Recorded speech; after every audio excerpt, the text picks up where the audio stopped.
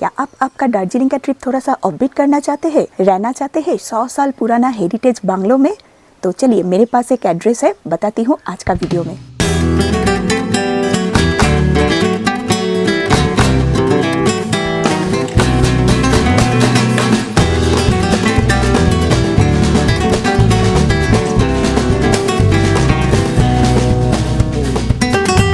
मैं sitting area में बैठी हुई हूँ। एक बहुत ही सुंदर हेरिटेज बंगलो है।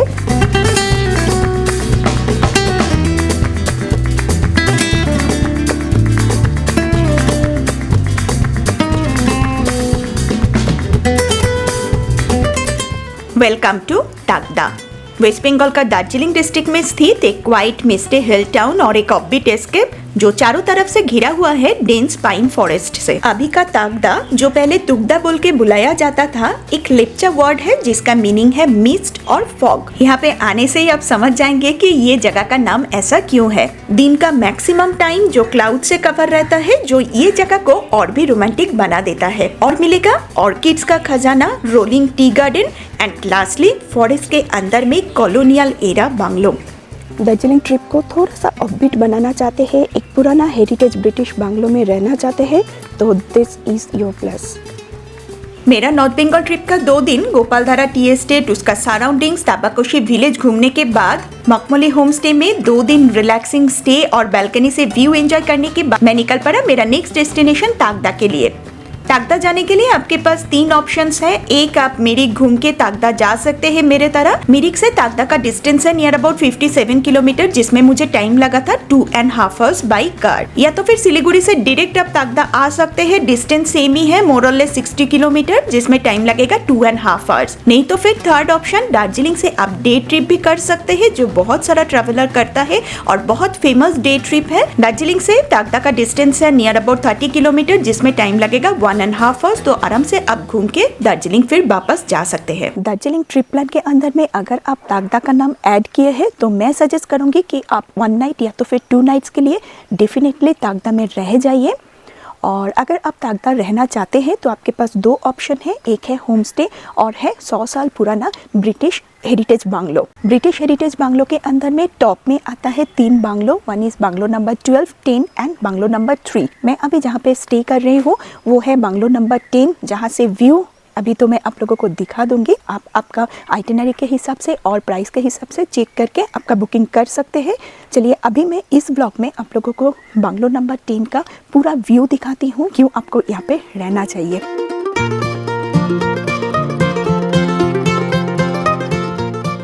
पहले दिखा देती हूँ एक्सट्रीम कॉर्नर से अर्ली मॉर्निंग का एक पैनोरामिक व्यू ये प्रॉपर्टी का। रूम का दरवाजा खोलने से ही मिलेगा एक ह्यूज ओपन स्पेस। मेरे ख्याल से यही सबसे यूनिक था, जहाँ पे बहुत सारा सिटिंग अरेंजमेंट किया हुआ था, जहाँ पे बैठ के आप एंजॉय कर सकते हैं एक अनइंटरप्टेड वैली व्यू, साथ में डांसिंग क्लाउड्स।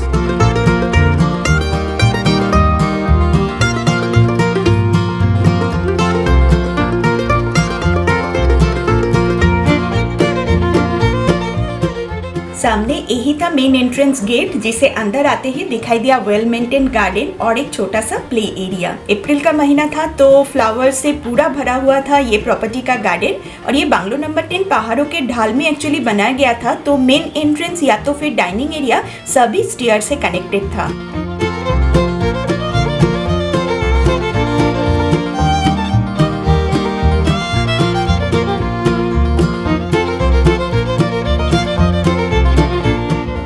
चलिए जाते हैं रूम के अंदर।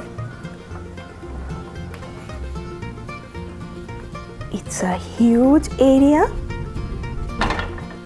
और हर एक कॉर्नर पे देखेंगे तो दिखाई देगा विंटेज एंड हेरिटेज लुक।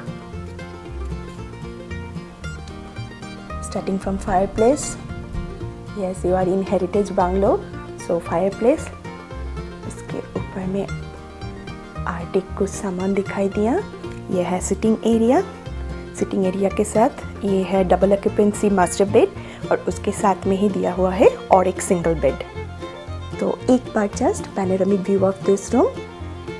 ये है मास्टर बेड, इसके साथ में एक single bed, dressing table corner and obviously the sign of British colonial period, that is the fireplace. उसके साथ में कुछ antique articles, TV area TV के पास में ही स्टोरेज एरिया, एकदम कॉर्नर में ये है सिटिंग एरिया, ये साइड में आ गए इसका सोफा एरिया। ये प्रॉपर्टी में ये एक ही रूम था जहाँ पे रूम में बैठ के आप वैली व्यू का मजा ले सकते हैं। ठंडे में बाहर जाने का जरूरत ही नहीं पड़ेगा। बेसिकली बेड में बैठ के भी आप सेम व्यू एंजॉय कर सकते हैं।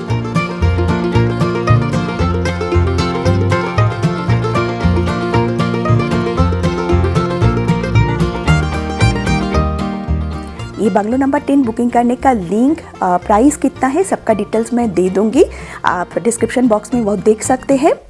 इस रूम का और एक बेसिक फैसिलिटी यहाँ पे है, और एक दरवाज़ा जहाँ से आप बाहर जा सकते हैं।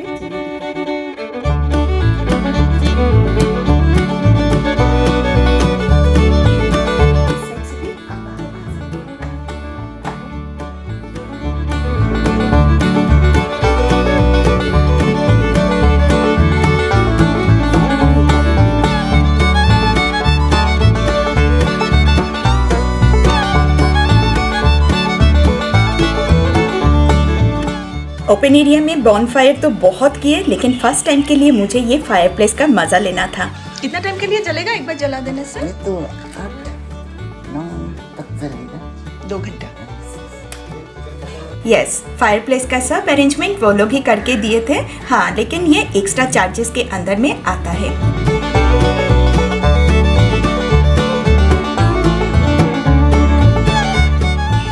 बाहर पे 10 डिग्री टेम्परेचर, साथ में बहुत ठंडा हवा दे रहा था। इसके साथ में ये फायरप्लेस एक कोजी फैमिली टाइम रियली मैंने एंजॉय किया था।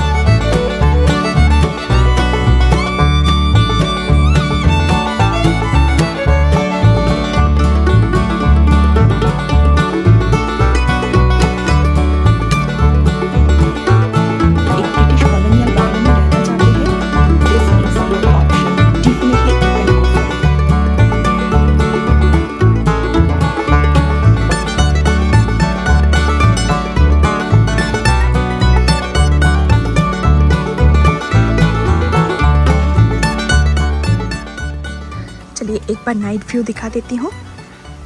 ये है मेन एंट्रेंस के साथ इधर पे जाते हैं। आज तो ठंडा काफी है, पूरा ठंडा हवा दे रहा है। ये जो देख रहे हैं ये है मेरा रूम।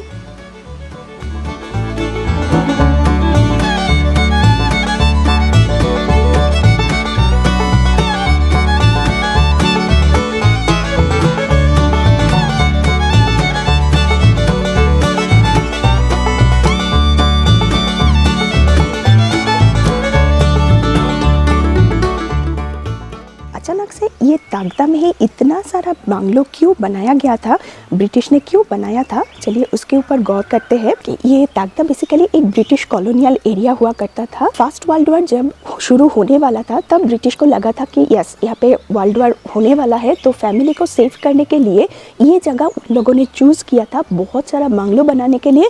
क्यों अचानक से ये तागदा को ही चूज़ किया था? बिकॉज यहाँ पे बहुत सारा डेंस फॉरेस्ट एरिया था। तागदा बेसिकली पहले तुगदा बोल के जाना जाता था, जिसका मीनिंग था क्लाउड। सो ये पूरा क्लाउड से घिरा हुआ होता था। उसके साथ में टी गार्डन और फॉरेस्ट होने की वजह से यहाँ पे ग्रीन शील्ड बांग्लो उन लोगों को बनाया था, सो दैट अगर ऊपर से कुछ फाइटर प्लेन का अटैक होता है तो ये इजीली विजिबल नहीं होगा। सो फैमिली को वर्ल्ड वॉर 1 के टाइम पे सेव करने के लिए वो लोग ये तागदा को चूज़ किए थे और बहुत सारा बांग्लो बनाया था।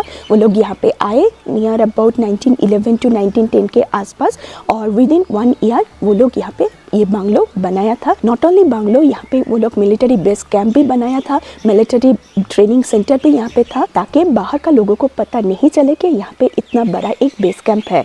सो ये जगह तागदा कैंटोनमेंट बोल के भी जाना जाता है। ब्रिटिश यहाँ पे 1910 के अराउंड यहाँ पे आए। लोकल पब्लिक से ये जगह कहीं कहीं जगह पे हड़प लिया, कहीं कहीं जगह के मनी से सेटलमेंट करके वो लोग यहाँ पे बांग्लो बनाया था, जिसके अंदर में सबसे बड़ा है बांग्लो नंबर 10, बांग्लो नंबर 12 एंड बांग्लो नंबर 3। ये ब्रिटिश बांग्लो में अभी आप रह सकते हैं। नॉट ओनली 10, 12 एंड 3, ये छोड़ के बहुत सारा छोटा कॉलोनियल बांग्लो यहाँ पे है, जहाँ पे आप नाइट स्टे कर सकते हैं। इंडिपेंडेंस के बाद जब ब्रिटिश यहाँ से चला गया, ये जगह का जो ओनर था उसको हैंड ओवर कर दिया गया था। बाद में ये जगह जब टूरिस्ट डेस्टिनेशन बोल के बहुत फेमस होने लगा, 2012 से ये जगह होम स्टे या तो फिर बांग्लो स्टे बोल के पब्लिक के लिए ओपन किया गया था। चलिए ये प्रॉपर्टी का और एक रूम भी आप लोगों को थोड़ा घुमा के दिखा देती हूँ। ये एक कैटेगरी का रूम है, इसमें भी 3 एडल्ट ऑक्यूपेंसी है। अगर फैमिली पर्सन आ रहे हैं तो you will get basic facility. There is a separate room, not room, this is a separate area जहाँ पे और एक बेड दिया हुआ है। तो अलग से कॉर्नर में एक बेड मिल जाएगा जो 3 एडल्ट ऑक्यूपेंसी है और उसके साथ में ये है मास्टर बेड। Panoramic view. किसी भी बुकिंग साइट से आप आराम से ये प्रॉपर्टी बुक कर सकते हैं। ये प्रॉपर्टी का फेसबुक पेज भी अवेलेबल है, वहाँ पे भी आपको कॉन्टैक्ट नंबर एंड बुकिंग का डिटेल्स मिल जाएगा। मेन 3 चीज़ जो आपको ये बांग्लो नंबर 10 में मिलेगा, फर्स्ट ऑफ ऑल व्यू। अगर वेदर पूरा क्लियर रहा तो मिलेगा स्नो कैफ माउंटेन और आपका घर के सामने से एंजॉय कर सकते हैं एक परफेक्ट सनराइज व्यू। सबसे ज़्यादा जो मेंशन करूँगी वो है यहाँ का खाना। It's a very tasty. मैंने मेरा दिन शुरू किया था इंग्लिश ब्रेकफास्ट से, लंच के लिए मैंने प्रेफर किया था एकदम ऑथेंटिक बंगाली खाना और रात में ये ख़त्म हुआ था चाइनीज़ खाने के साथ। और एक जो मैं बोलना चाहूँगी वो है behaviour of the owner and all the staffs. They are very kind. Actually मैं ट्रैवल कर रही हूँ मेरा 2.5 years ओल्ड बेबी के साथ, तो बेबी के लिए मैं जब भी जो भी बनाने के लिए बोला, they are always at my service. बच्चे के लिए भी जो जो चीज़ वो बना के दिया था, इट्स वेरी टेस्टी। अगर आप फैमिली या बच्चे के साथ तगदा प्लान कर रहे हैं तो you can give a thought of booking this property. कैसा लगा ये बांग्लो? आप आना चाहेंगे कि नहीं, जरूर कमेंट करके मुझे बताइए। यही तक था मेरे तरफ से इन्फॉर्मेशन। अगर कोई भी क्वेश्चन पूछना है, आपको पता ही है, I am right here in the comment box. ये प्रॉपर्टी पसंद आया है तो जल्दी से सेव कर लीजिए और शेयर कीजिए उनसे जिसके साथ आप ये कोजी स्टे एंजॉय करना चाहते हैं। तो मिलते हैं ताकदा एक्सप्लोर करते हुए नेक्स्ट वीडियो में। Till then bye bye.